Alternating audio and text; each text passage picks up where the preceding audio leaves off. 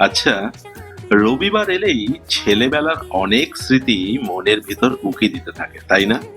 সারা সপ্তাহ স্কুলের পর এই একদিন পড়াশোনা না করেও কাটিয়ে দেওয়া যেত বেশ।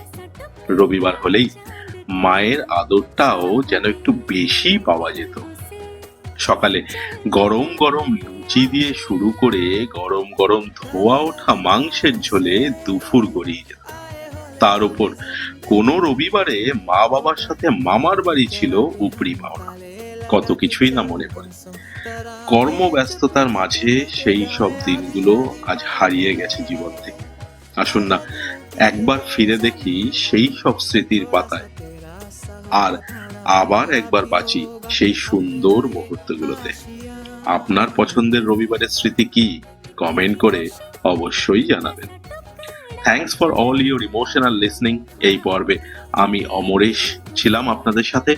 যদি মন কথার এই প্রচেষ্টা আপনাদের ভালো লাগে তাহলে চ্যানেলটা লাইক করতে ভুলবেন না।